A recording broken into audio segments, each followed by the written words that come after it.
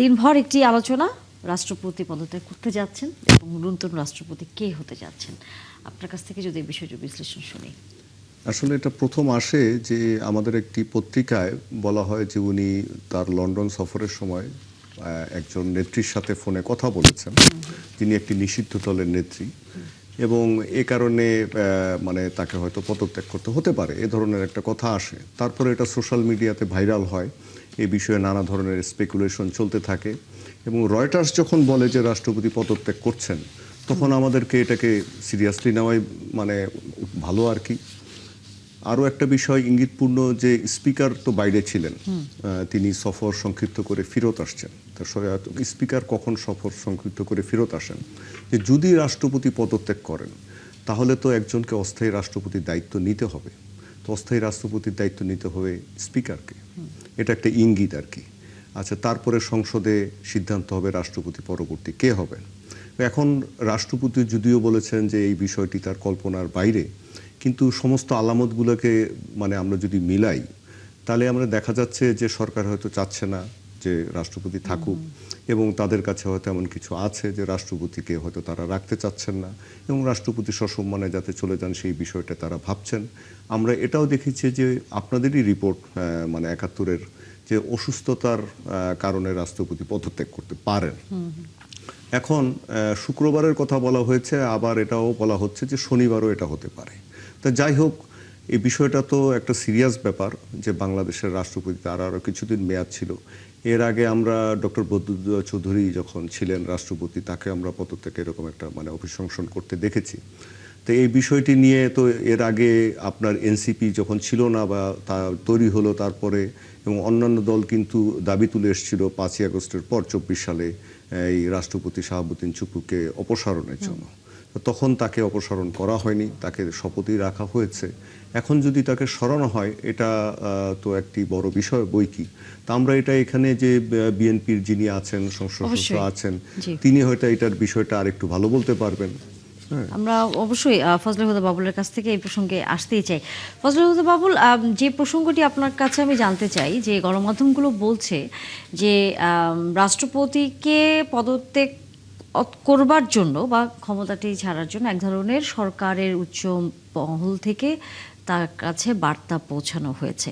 বিষয়টা অনেকটা এরকম, তাকে বাধ্য করা হচ্ছে যে তিনি যেন পদত্যাগ করেন। আসলে কি ধরনের কোনো ঘটনা সরকারের পক্ষ থেকে করা হয়েছে? আমরা আপনার কথা শুনতে পাচ্ছি না। ধন্যবাদ। আমার সহ আলোচক আবু রুশদ ভাই, উনি লেখক মানুষ, অনেক অভিজ্ঞ এসব বিষয়ে, এবং সহ আলোচক ডক্টর মোস্তফা ফয়সাল, সবাইকে শুভেচ্ছা। তানিয়া আপা, আপনাকেও। যে কথাটা আলোচিত হয়েছে এটা মিডিয়াতেই দেখেছি, আর দলীয় স্ট্যান্ড আমি যদি বলতে আপনাকে, মাননীয় প্রধানমন্ত্রীর ব্যাপারে কোনো কথা দলীয় ফোরামে আলাপ করেননি।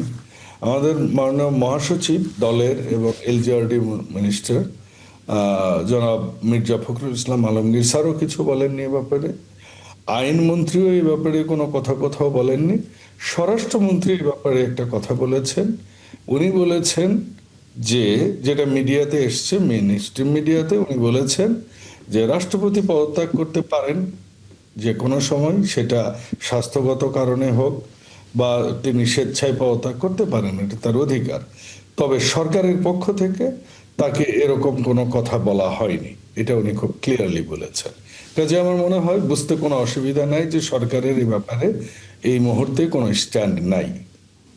আচ্ছা, মোস্তফা ফয়সাল, পারভেজ, রাষ্ট্রপতির তো যে বিষয়টা আমাদের একজন অতিথি বললেন, এর আগেও তো রাষ্ট্রপতি যাতে না থাকেন তার পদে, এটি নিয়ে তো আলোচনাও বা আপনাদের এক ধরনের দাবিও উঠেছিল। এখন এই মুহূর্তে রাষ্ট্রপতি যখন পদত্যাগের সিদ্ধান্ত নিয়েছেন, আমরা আসলে ধরে নিতেই পারি, কারণ মোটামুটি এটা সব জায়গা থেকে বলাই হচ্ছে যে তিনি হয়তো তার পদে আর হয়তো থাকছেন না, এরকম একটি আভাস আসলে পুরোপুরি পরিষ্কার হওয়া যাচ্ছে, বিভিন্ন গণমাধ্যম তাই বলছে। কি মনে হচ্ছে যে এখন কেন তিনি তার পদ থেকে সরে যাওয়ার মতো সিদ্ধান্ত নিতে যাচ্ছেন, আগে কেন নিলেন না? ধন্যবাদ আপনাকে, আমাদের সম্মানিত সহ আলোচক মন্ডলী যারা আছেন, দেশ বিদেশে যারা দেখছেন, সবাইকে আমার পক্ষ থেকে শুভেচ্ছা এবং সালাম।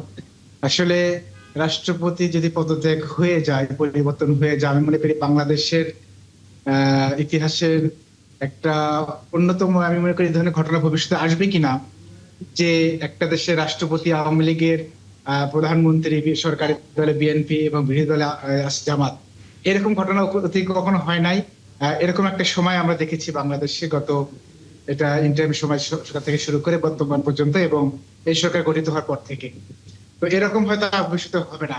এখন এটা নিয়ে আমরা স্বরাষ্ট্রমন্ত্রীর বক্তব্য দেখেছি। স্বরাষ্ট্রমন্ত্রী তার স্বভাবসুলভ ভঙ্গিতে উনি যেভাবে কথা বলেন, তিনি বলে দিয়েছেন তারা হয়তো কিছু জানেন না, রাষ্ট্রপতি যদি স্বাস্থ্যগত কারণে পদত্যাগ করতে চান করতে পারেন। বাট রয়টার্স সহ আন্তর্জাতিক অনেক পত্রিকায় নিউজটা চলে এসেছে, যে নিউজের মাধ্যমে, এবং আমাদের মাননীয় স্পিকার তিনি বিদেশ সফর তৈরি করে দেশে চলে এসেছেন, কারণ সংবিধানের 54 অনুচ্ছেদ অনুসারে এই পদ শূন্য হলে স্পিকারকে ভারপ্রাপ্ত রাষ্ট্রপতি করা হবে, স্বাভাবিকভাবে তার আসার জরুরি, তিনি চলে এসেছেন। এই সিমটম গুলো থেকে ধারণা করা হচ্ছে যে আসলে রাষ্ট্রপতি হয়তো বা যে ডাল বা যে গুঞ্জন চলছে, তিনি লন্ডনে থাকা অবস্থায় শেখ হাসিনার সাথে যোগাযোগ করেছেন। ইতিপূর্বে কিন্তু বিরোধী দল থেকে বারবার বলা হয়েছিল যে সে ইন্টারিম গভর্নমেন্টের শুরু থেকে বিভিন্ন বিষয় নিয়ে শেখ হাসিনার সাথে পরামর্শ করেছে। তার মতো একজন ইনফ্লুয়েন্সিয়াল ব্যক্তি যে এই সরকার থাকা উচিত না, বিপ্লবের পরে অভ্যুত্থানের পরে যে সরকার গঠিত হয়েছে এখানে থাকা উচিত ছিল না। কিন্তু সংবিধানে বিভিন্ন জটিলতার কথা বলে বর্তমান যারা সরকারে আছেন তারা এটি অ্যাভয়েড করে গিয়েছেন, কোনোভাবে তারা রাজি হয়নি, যার কারণে রাষ্ট্রপতি সে সময় পদত্যাগ করানো সম্ভব হয় নাই। বাট এখন যে সময়টি চলে আসছে, আমরা মনে করি যে যেহেতু এটা অনেক আলোচনা শুরু হয়েছে, আমাদের কাছে মনে হয়, যদিও রাষ্ট্রপতি বলেছেন ইম্পসিবল, আমি কোনো কথা বলি নাই, শেখ হাসিনার সাথে কোনো যোগাযোগ নাই। ইতিপূর্বে আমরা দেখেছি তিনি কিন্তু সরকারের আস্থা অর্জনের জন্য শহীদ প্রেসিডেন্ট জিয়াউর রহমানকে নিয়ে খুব ইতিবাচক কথা বলেছেন, যদিও একসময় নেতিবাচক কথা বলেছিলেন। এবং তার পরিচয় আমরা কিন্তু সবাই জানি, একসময় পাবনা জেলা ছাত্রলীগের সভাপতি ছিলেন, যুবলীগের সভাপতি ছিলেন, বাকশালে তিনি জেলা জয়েন্ট সেক্রেটারি ছিলেন, পরে জুডিশিয়ারিতে এসেছেন, এবং 2006 সালের পরে আপনার এই যে 1 সালে যে সরকার এসেছিল, জোট সরকার, তাদের বিরুদ্ধে যে তদন্ত রিপোর্ট হয়েছিল অনেকগুলো মামলার, তার একজন গুরুত্বপূর্ণ কৌশলী তিনি ছিলেন। এবং 2011 সালে তার বিরুদ্ধে দুর্নীতির অভিযোগ আছে, দুদকে যে 5 বছর ছিলেন ডিরেক্টর হিসেবে, তার বিরুদ্ধে বস্তায় বস্তায় টাকার অভিযোগ রয়েছে, দুর্নীতির অভিযোগ রয়েছে। এবং ইসলামের সহযোগিতায় ইসলামী ব্যাংক দখল করে ভাইস চেয়ারম্যান হওয়া সহ বিদেশে আপনার তার নাগরিকত্ব নেওয়া, এদের অসংখ্য অভিযোগ রয়েছে। এই অভিযোগের একটা অভিযোগের কারণে তাকে পদত্যাগ করা সম্ভব ছিল, বাট যেহেতু সবচেয়ে বড় দল রাজি হয়নি, তাকে সম্ভব হয়নি। বাট আমার কাছে মনে হয়েছে এখন আলোচনা শুরু হয়েছে, হয়তোবা বিএনপি তার স্বার্থেই হয়তোবা প্রকাশ্যে কিছু না বললেও আমরা হয়তোবা 2-1 দিনের মধ্যে হয়তো দেখতে পাবো যে সিমটম গুলো চলে আসছে। এটি বলে দিচ্ছে যে হয়তোবা রাষ্ট্রপতি যে কোনো সময় পদত্যাগ হতে পারে। আচ্ছা, সেই ক্ষেত্রে ফজলে হুদা বাবুল, মানে জানতে চাই যে কোনো ধরনের সংকট কি তৈরি হবে? দেখুন, প্রথম কথা হচ্ছে যে এখানে জনাব আবু রুশদ আছেন, উনি অভিজ্ঞ মানুষ এইসব নিরাপত্তা বিশ্লেষণ এবং আন্তর্জাতিক রাজনীতি বিশ্লেষণে। আমি খুবই নাদান একজন, খুবই ক্ষুদ্র একজন কর্মী বিএনপির। তো আমার কাছে যেটা মনে হয়েছে, প্রথম কথা হচ্ছে রাষ্ট্রপতি যেটা মুখে বলবেন আমাদের ওইটা বিশ্বাস করে যেতে হবে, 1। 2, যেটা আবু রুশদ সাহেব বলেছেন যে এইটা রয়টার্সে এসেছে, কারণ রয়টার্স একটা নির্দিষ্ট দেশ কে পারপাস সার্ভ করে। এখন এই দেশটা তো অনেক রকমের কথা ছড়াইতেও পারে, কারণ এটা সত্যও হতে পারে, মিথ্যেও হতে পারে। আমি বলছি না কোনটা ঠিক কোনটা বেঠিক, ওই কনক্লুশনে আমি যাব না, কারণ তাদের পারপাস কি এটা হয়তো আমার সহ আলোচক জামাতের ভাইয়া আছেন ডক্টর মোস্তফা ফয়সাল, খুব ভালো বক্তা, সুবক্তা, উনি প্রচুর পড়ালেখা করেন, উনি হয়তো বলতে পারবেন। ওনাদের সাথে আবার অনেক জায়গায় অনেক কানেকশন থাকে। আমরা সাদা চোখে এটুকুই বলতে পারি যেটা আমাদের কাছে প্রমাণিত, আর প্রমাণিত ছাড়া আমরা কোনোটাতে কোনো মন্তব্য করতে পারি না। আর একজন সরকারের একজন আইন প্রণেতা হিসেবে সে তো পারি না। এখন আসেন আপনার যে প্রশ্ন, আরেকবার একটু দয়া করে কি প্রশ্নটা করবেন? কোনো ধরনের সংকট কি তৈরি হবে কিনা, মানে দেখুন, সাংবিধানিক সংকটের কথা আপনি বলছেন তো, জি। রাষ্ট্রপতি যদি, মানে আমরা we are অ্যাজুমিং that what may happen if it happens, ধরুন যেগুলো কোনো আলোচনাও হয়নি, কিন্তু কাল সকালে তো রাষ্ট্রপতি পদত্যাগ করে ফেলতে পারে, হতে পারে। ওই ইফ বাট অথবা ধরে যদি আমরা কথা বলি, সেই ক্ষেত্রে যদি বলি যে না হবে না, কারণ স্পিকারের কাছে উনি পদত্যাগপত্র দিতে পারে, সেক্ষেত্রে স্পিকার দায়িত্ব পালন করতে পারেন। এর আগে আমরা দেখেছি ব্যারিস্টার জমির উদ্দিন সরকারকে অল্প কিছুদিনের জন্য রাষ্ট্রপতির দায়িত্ব পালন করা আমরা দেখেছি, এবং এটা আইনেও আছে। কাজে ওই রকমটা কোনো কিছু হবে না।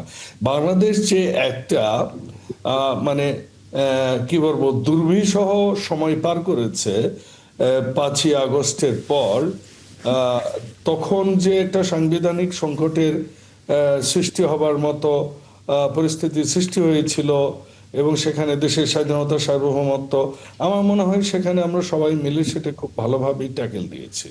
কাজে এখন হাইকোর্ট বিচার বিভাগ আছে, এখানে স্বাধীন সার্বভৌম সংসদ আছে, সংসদের স্পিকার আছেন।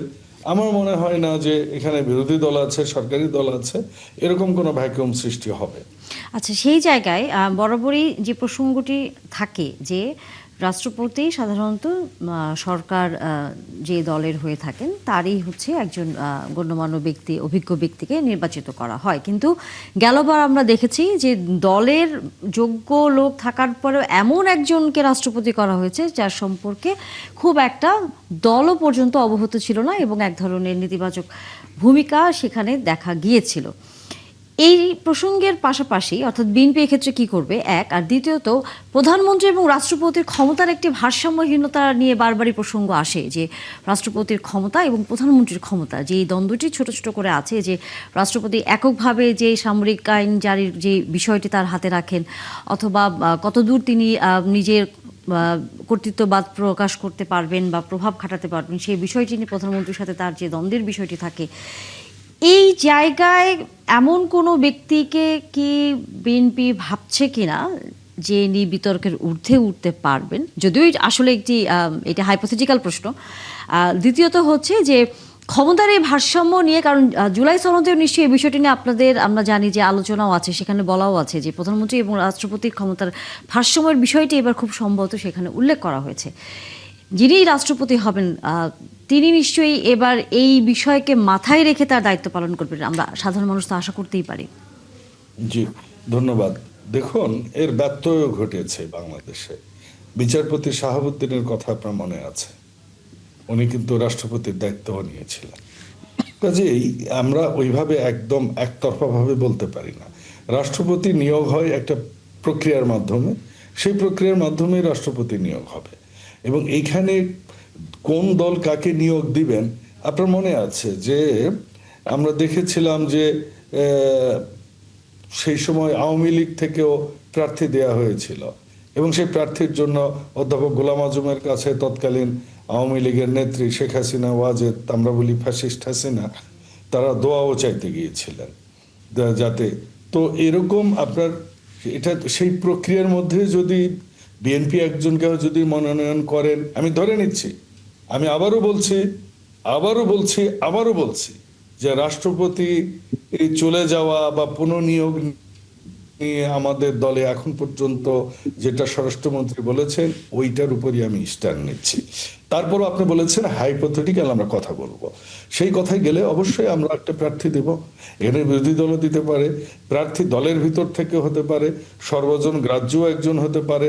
দেখুন, প্রার্থীর যে রাষ্ট্রপতি প্রার্থীর যে যোগ্যতা, এখানে বলা নাই যে তাকে দলের স্থায়ী কমিটির সদস্য হতে হবে, কিংবা এখানে বলা নাই যে ছাত্রলীগ থেকে দেয়া যাবে না, ওর শুধুমাত্র প্রেসিডিয়াম সদস্য আওয়ামী লীগের থেকে দিতে হবে, এরকম কোনো কথা নেই।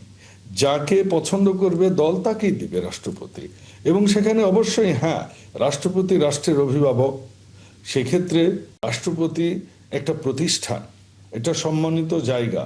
এখন উনি যদি যুবলীগের সভাপতিও থাকেন, উনি যতক্ষণ as long as he is in the chair, he is the most honourable person in the Bangladesh as per the constitution, এবং বাংলাদেশের সেটাই নিয়ম।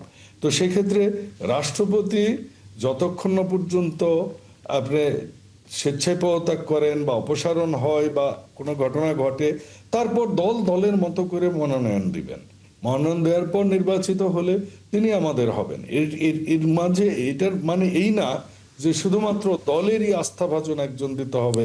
এমন হতে পারে যে একটা বাংলাদেশের সাধারণ জনগণের সর্বজন গ্রাহ্য, আমি বলি না এই শব্দটা, আমি বলি অধিকাংশ মানুষের কাছে যিনি সৎ, যোগ্য এবং গ্রহণযোগ্য মানুষ, সাধারণত তাকেই দেয়া হয় এবং সেটাই উচিত। এটাই আমার ব্যক্তিগত জি মতামত। নিশ্চয়ই, আমরাও আসলে তাই- নতুন রাষ্ট্রপতি কে হবেন তার দিকে তাকিয়ে থাকবো। বিরোধী দল থেকে কোনো নাম আসবে কিনা সেটি আমরা জানতে চাই।